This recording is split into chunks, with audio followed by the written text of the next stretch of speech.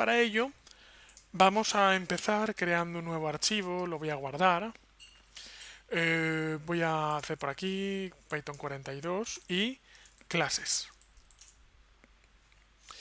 Y a continuación voy a usar la palabra reservada, la misma palabra que en muchos lenguajes de programación, la palabra class. No se definen, bueno, realmente sí, o sea, no hace falta, no se pone lo de public y private y todo eso que hay en otros lenguajes de programación, ya hablaremos de ello. Simplemente utilizamos class. Y ahora, si en un momento dado con las funciones os dije que os recomendaba que las funciones empezaran con minúsculas y que siguieran la nomenclatura camel case, también os dije que cuando empezáramos con clases seguiríamos la nomenclatura mediante las cuales las clases deben empezar con mayúsculas. Os lo vuelvo a decir, esto es una buena práctica, no es una obligación, no es un error sintáctico, ¿vale? Si tú nombras una clase con minúsculas va a funcionar exactamente igual, pero si tú compartes código con otros programadores, los otros programadores van a agradecer que ese código esté programado siguiendo un estándar, ¿vale? Entonces voy a llamar a esto mi clase. Vemos que tenemos camel case pero la primera es mayúsculas. Así que a continuación lo que voy a hacer es, mira, ¿sabes qué? Vamos a hacer el típico y clásico ejercicio de objetos y de clases y yo creo que así lo entenderéis mejor. Voy a crear la clase persona. Lo siento mucho, llevo muchos años haciendo este mismo ejercicio, pero no solo yo, sino que es que yo creo que básicamente, no te digo en todos, pero en muchos cursos donde aprendas programación orientada a objetos, te ponen la clase persona, pero sobre todo es que pensar, ojo, y hoy estamos con declaración de clases.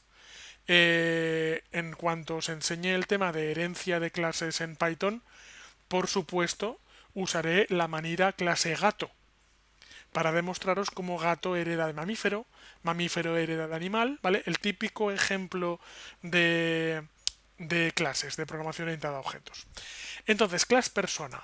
Una persona diríamos que tiene una serie de propiedades. Por ejemplo, en este caso, lo que voy a decir es nombre es igual a Juan. Esto es una clase. ¿Qué es lo que ocurre cuando a continuación ejecuto una clase? No ocurre nada. Pulso F5 y simplemente no ocurre nada. Definir una clase es lo mismo que definir una función o definir una variable. Solo por hacer eso no ocurre exactamente nada. Ahora bien, a continuación voy a usar esa clase.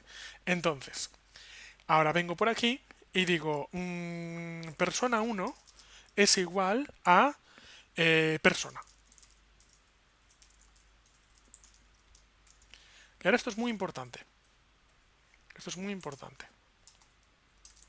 Esto es la definición de una clase. Format comment. Y ahora convertimos una clase en un objeto. Un objeto es cuando tomamos una clase, aquí, cuando tomamos una clase y a partir de esa clase construimos un objeto. Hay un ejemplo que también es muy utilizado en Internet y es que una clase es algo así como los planos de una casa y un objeto es cada una de las casas que puedes construir con ese plano. Tú con un solo plano puedes construir muchas casas. Entonces, el plano es la clase, la casa que construyes con ese plano es el objeto. ¿Vale? No es tan sencillo porque luego si haces una modificación sobre la clase se modifica también el objeto, o sea que eso desgraciadamente no ocurre así con los planos de arquitectura, pero para hacernos una idea. Vengo por aquí y ahora a continuación voy a ejecutar F5, no va a pasar nada evidentemente porque lo único que he hecho es almacenar algo en una variable y ahora digo print y voy a decir persona 1 punto y usando el punto yo lo que puedo hacer es llamar a cada una de las propiedades o algo que ahora veremos a continuación a cada uno de los métodos de una clase. Entonces persona 1 punto nombre es igual en este caso a Juan. No solo puedo hacer esto, sino que de hecho yo puedo cambiar cosas. Yo puedo venir aquí y puedo decir persona 1 punto nombre es igual a Jorge. Entonces ejecuto y en este caso me dice que persona1.nombre es Jorge. ¿Qué quiero decir con esto? Pues con esto lo que quiero decir es que yo puedo ahora crearme persona 2, la persona 2 se llama Jaime, quiero persona 2.nombre, pulso F5 y veo que la persona 1.nombre es Jorge y la persona 2.nombre es Jaime. Es decir, es algo así como una supervariable. Ahora veremos qué es más, evidentemente, pero es algo así como una supervariable. Pero ahora a continuación, en los siguientes ejercicios, vamos a ver que una clase, y la programación orientada a objetos, puede ser mucho más que esto que acabo de hacer. Daos cuenta de una cosa, y es que yo en este mismo ejemplo estoy usando un paradigma, digamos, multiparadigma. Porque yo aquí arriba he creado una clase y aquí abajo estoy haciendo programación estructurada y no pasa nada. O sea, y puedo hacerlo perfectamente. Y si quiero, si me diera la gana, cosa que no me va a dar la gana, pero si me diera la gana, podría programar como, o sea, podría programar en Python como si estuviera en Java. Es decir, podría programar estrictamente orientado a objetos, cosa que no quiero hacer, pero como digo, si quisierais, podríais. ¿Vale? Entonces, voy a crear un nuevo archivo. Voy a copiarme al menos este código. Bien, y a continuación, en un segundín, permitidme que voy a abrir la persiana para que me entre más luz. Vale, entonces, como os decía, vamos a ver un método muy especial dentro de una clase que se llama el método constructor. El método constructor es un método que se ejecuta sí o sí siempre cuando creamos una clase. Cada lenguaje de programación tiene su forma de definir el constructor. En el caso de Python, yo lo que hago es que pongo def, daos cuenta que este def está dentro de la clase persona, y escribo guión bajo init guión bajo. Y haciendo eso, el sistema, con este nombre especial que tú no debes usar para nada, o sea, solo para lo que el programa lo reserva, luego veremos que podemos crearnos nuestras propias funciones, pero init es para el constructor. El constructor es algo así como, digamos, qué es lo que ocurre cuando esa persona nace. Es decir, qué se le asigna a esa persona cuando esa persona nace. Entonces, def init, voy a poner en primer lugar una palabra reservada self, ¿vale? Self es yo mismo, self es la clase. Acordaos siempre de lo que os digo. Y es que siempre que me veáis escribir algo en inglés lo tenéis que hacer igual. Y siempre que me veáis escribir algo en castellano es que lo podéis poner como queráis. Ahora voy a poner nombre, edad y no sé, ¿qué más se os ocurre? Aparte de nombre, edad, ¿alguna propiedad más de una persona cuando nace? Apellido, ¿vale? Apellido. Y no sé, voy a poner color del pelo, ¿vale? Color pelo. Entonces, a continuación, yo vengo por aquí y digo self.nombre es igual a, voy a poner nombre. Perdón, este nombre. A continuación, voy a hacer lo siguiente. Self.edad es igual a edad. Self.apellido es igual a apellido y self.colorpelo es igual a color pelo. Y esto lo guardo como clase persona. Venga. Va. Vale. Entonces, una vez más, evidentemente, ejecuto todo esto. No, de momento no hace nada. Y ahora a continuación voy a crear una persona nueva. En el ejercicio anterior, la verdad es que era un poquito aberrante porque estaba diciendo que cualquier persona cuando nacía se llamaba Juan automáticamente, ¿vale? Y eso no debe ser. Pero yo a continuación lo que puedo hacer es lo siguiente. Voy a decir persona 1, voy a llamar a esto persona 1, es igual a persona y voy a decir lo siguiente. El nombre es Juan, la edad es 0, el apellido es López y el color del pelo es negro. Y con esto tengo una persona. A continuación digo persona 2 es igual a persona y quiero a Jaime. Vamos a poner que en el momento de la creación tiene 3 años, ¿vale? O sea, no en el momento de nacer, sino en el momento en que se mete en el sistema. García y pelo rubio.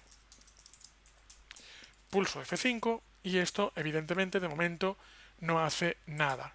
Ahora bien, yo puedo venir por aquí y decir print. Quiero el persona 1.nombre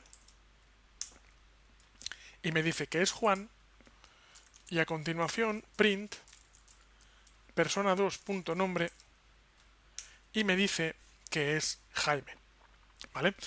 Entonces, vamos a continuar con este mismo ejemplo creando una cosa que se llaman métodos, que realmente son funciones, donde el init realmente es el método constructor, ya es un método en sí mismo. Antes de ello, dejadme poneros uno de múltiples ejemplos que os puedo poner de para qué sirve todo esto que estamos viendo.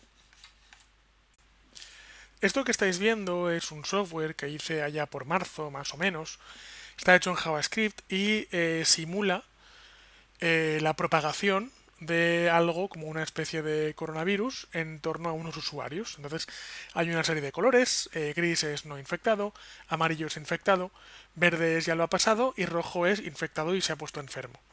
Entonces este software también lo que hace es que va dibujando por aquí una gráfica donde te dice pues qué es lo que ocurre si no confinamos a la gente en casa, si dejamos que los enfermos estén sueltos por la calle y todo esto, ¿vale? De hecho, las gráficas son mucho de lo que nos estamos encontrando estos meses. Esta versión 3 lo que hace es simular, no sé si lo habéis visto, que han aparecido estas celdas y una vez que aparecen las celdas, los usuarios están obligados a quedarse en casa. En la versión número 2 de este software, los usuarios no se confinaban en casa y por tanto, bueno, espera, esta es la versión 2 que tiene muchos usuarios, voy a probar la versión 1, aquí. Vale, entonces, este software, por ejemplo, está programado, vamos a verlo, un momentín, voy a abrirlo con Aptana y así casi abro directamente el código fuente y lo veréis. Este software está programado con orientación a objetos, por una razón muy sencilla. Ahora en un momento lo vais a ver. Un segundín, que estoy abriendo Aptana. Aptana es un software que uso para programar directamente en la nube, es decir, para no programar un archivo en mi ordenador y luego subirlo, sino directamente hacer modificaciones sobre un servidor remoto. Entonces, a ver un momento. Clic aquí y coronavirus y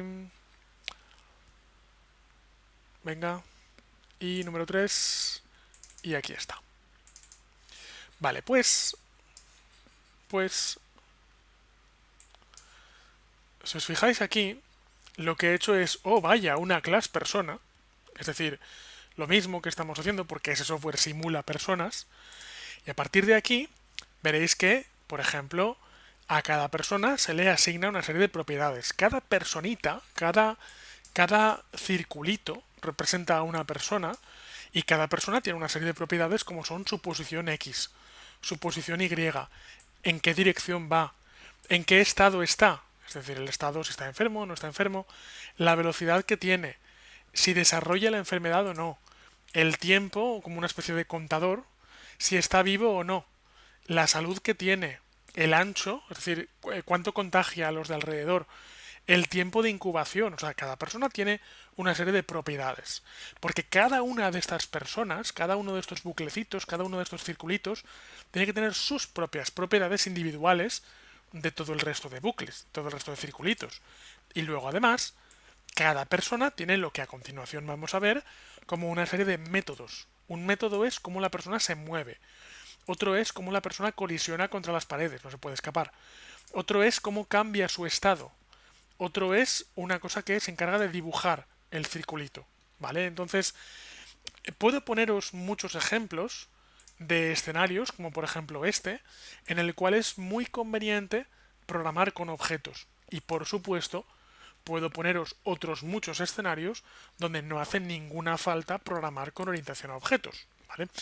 La primera vez que fui a un curso, yo como alumno, ¿sabes de estos cursos que vas de reciclaje a lo largo de los años, que dices, va, voy a ponerme un curso a ver si relleno lagunas, digamos? El curso era con un profesor muy bueno que, claro, puso como programación orientada a objetos un ejemplo de software bancario, donde cada cuenta bancaria era una clase. Entonces, el ejemplo era buenísimo, pero claro, pero yo decía, este ejemplo es buenísimo, pero es que yo no programo, yo no hago aplicaciones bancarias todos los días. Entonces, lo que os quiero decir es que es difícil poner un ejemplo que sirva para todo, pero veréis a lo largo de la formación que hay veces en las que necesitamos trabajar con orientación a objetos y veces, insisto y os lo digo una vez más, en las que no hace absolutamente ninguna falta. Vamos a seguir con los métodos. Entonces yo vengo por aquí y a continuación escribo def y ahora puedo poner lo que yo quiera. Entonces, por ejemplo, voy a crear una función llamada me presento. Me presento. Ok. Y ahora digo lo siguiente, y voy a decir self. Digo self para que me reconozca todas las variables que he creado anteriormente. Y a continuación digo print. Hola, mi nombre es. Y o pongo más directamente. Y self.nombre. Ahora yo vengo por aquí y digo print persona 1 punto, cuidado con esto, no, perdón, no hace falta que ponga un print porque la función ya lleva su propio print. Otra cosa que ya comentaré, que esto no es demasiado recomendable, pero ya lo comentaré. Es algo un poquito más purista. Y que no quiero print. Quiero me presento y quiero me presento de no. Es persona 1 punto me presento. Así que pulso F5 y veo que hola, mi nombre es, vamos a poner aquí un espacio más, hola, mi nombre es Juan.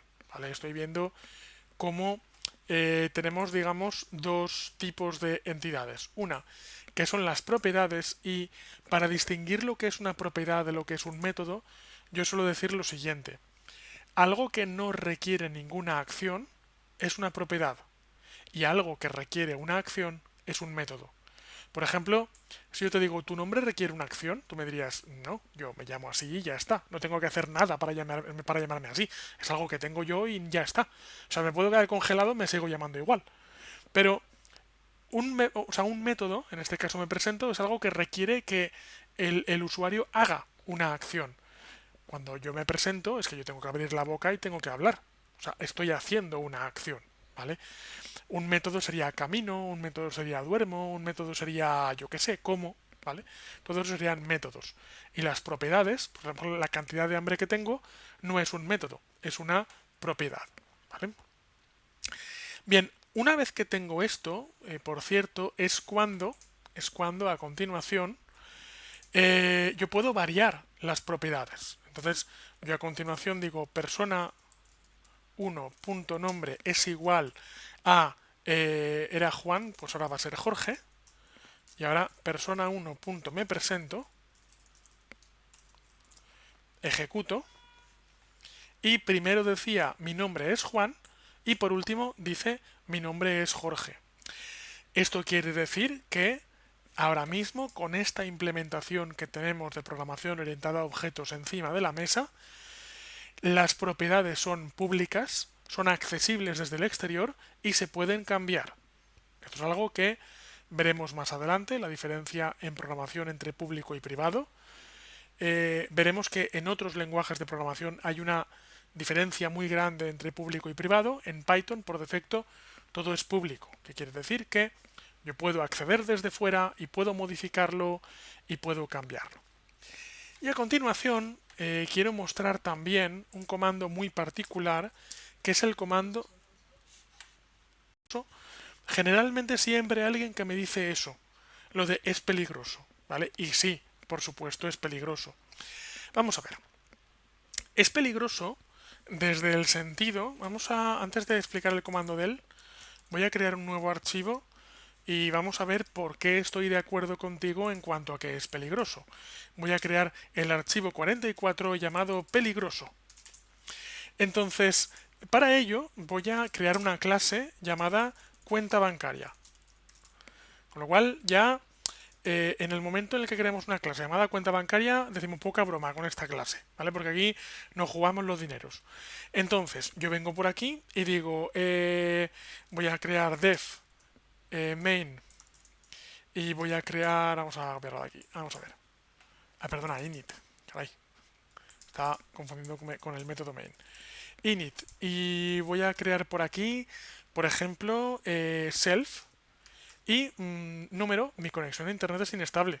¿Me oís correctamente? ¿Me veis?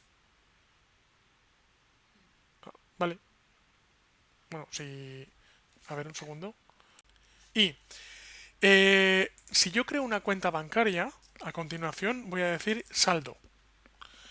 Y vengo por aquí y al principio digo, pues yo qué sé, self. Ah, perdona, self número. El número de cuenta. De hecho, bueno, podría poner nombre. Pero vale, va. Nombre. Entonces, self número es igual a número. Self nombre es igual a nombre. Y self saldo es igual a saldo. Claro, ¿cuál es el peligro?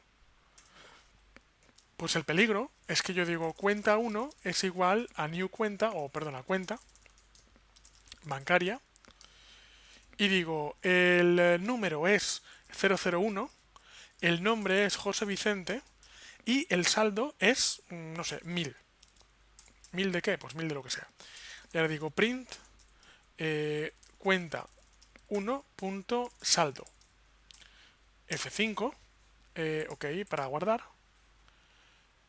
A ver, leading ceros. Ah, aquí. Ah, sí, vale. Ok, pues venga, este número de cuenta. Vale. Y me dice que mi saldo es 1000. Pero claro, a partir de aquí, cualquier persona podría entrar y decir, bueno, pues ¿sabes qué? Cuenta 1.saldo es igual a 1000 millones de trillones de billones. Con lo cual print cuenta 1.saldo y ahora tengo 1000 millones de trillones de billones de euros en la cuenta, ¿vale? Entonces, esto evidentemente es muy inseguro, porque ¿quién tiene acceso aquí fuera? Aquí fuera prácticamente cualquier persona tiene acceso. Entonces, generalmente lo que se suele hacer en otros lenguajes de programación, que ya veremos cómo se consigue en Python, pero no es la forma natural de programar, es que, por ejemplo, self saldo, esto que voy a hacer es pseudocódigo, ¿vale? O sea, esto no funciona. Pero sería private, de tal forma que desde fuera no se puede hacer esto. Y aquí dentro pondría def modifica saldo y solo la función modifica saldo desde dentro de la clase puede modificar el saldo. Es decir, estaría protegiendo ese dato, estaría modificando ese dato únicamente desde la clase e impidiendo que cualquier persona desde fuera y sin ningún tipo de permiso pudiera trucar ese parámetro. ¿Qué es lo que te quiero decir con esto? Que entiendo lo que acabas de decir en cuanto a que es peligroso, en cuanto a que no es muy seguro.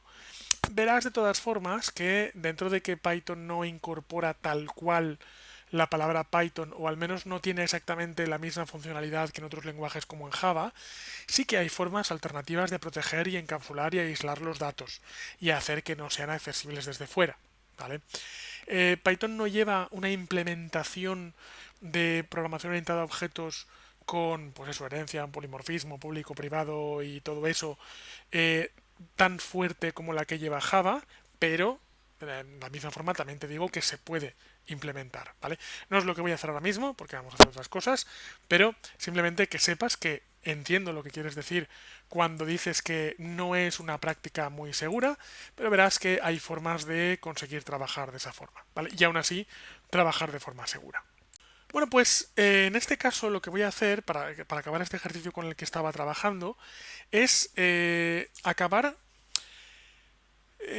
con un comando llamado del, o sea, delete, eliminar, no elimino la clase, porque la clase es un concepto, pero sí que puedo eliminar un objeto, que es persona 1. Así que si yo ahora vengo por aquí y digo elimino persona 1 y digo persona 1 me presento, o sea, intento volver a ejecutar ese código, pulso F5 y me dice hola, mi nombre es Jorge, pero a continuación da error, porque después de delete persona 1 ya no existe persona 1. ¿Por qué se hace esto? Bueno, pues vamos a ver. Por ejemplo, fijémonos, yo tengo aquí este software que os he enseñado antes. ¿Dónde estás? Aquí. Yo tengo este software y tengo otros muchos programas. Ahora, bueno, ya os iré enseñando a lo largo de las clases, pero tengo este programa donde, por ejemplo, yo tengo un montón de bolitas corriendo en la pantalla y como os podéis imaginar, tantas bolitas y siendo cada una de esas bolitas un objeto, eso consume una cierta memoria y consume un cierto proceso. ¿Qué es lo que ocurre, por ejemplo, cuando una de estas bolitas, digamos que por ejemplo se muere y yo la quiero eliminar del sistema? Digamos que la quiero eliminar del sistema porque ya no afecta al resto de bolitas. Pues lo que ocurre es que tengo que tener una forma de eliminar algo de la memoria.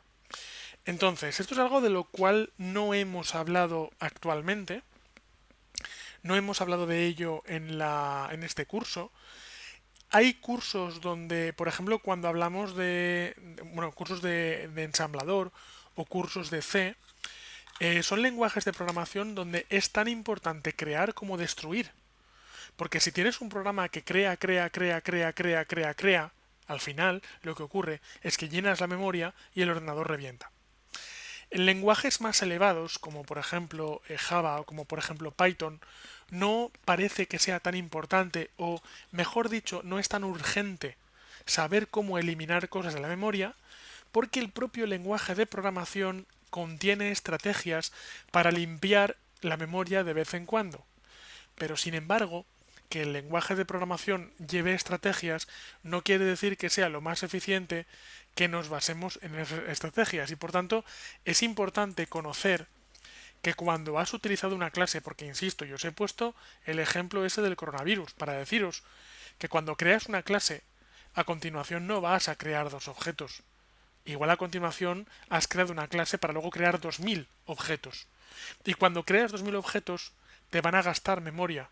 Y cuando gastas memoria es bueno que tú seas capaz de cuando acabas con esa memoria ser capaz de liberarla. El otro día, la semana pasada, y es algo que tenemos, Dani, para próximas clases, indicaste que uno de tus intereses es precisamente Data Science. Y Data Science es un terreno donde dentro de Data Science encontramos subdisciplinas tales como por ejemplo Big Data y tales como por ejemplo inteligencia artificial. En ambas dos, llegado un momento, trabajamos con multitud de entidades a la vez. Multitud de entidades que gastan memoria y en un momento dado es importante saber liberar memoria. Porque si no, llega un momento que esas entidades que ya no están en uso pueden hacer que tu programa acabe utilizando cantidades prohibitivas de memoria RAM. ¿Vale? Entonces, por eso es por lo que digo que generalmente cuando hablo del DEL parece que no tenga mucha utilidad, pero acordaos de mí cuando hagáis un programa y ese programa empieza a merendarse la RAM con patatas y tú digas, realmente es una tontería porque la mitad de objetos ya no se están usando, en ese caso quiero que os acordéis de este momento cuando os estoy diciendo que tenéis estructuras como para poder eliminar información. ¿Vale?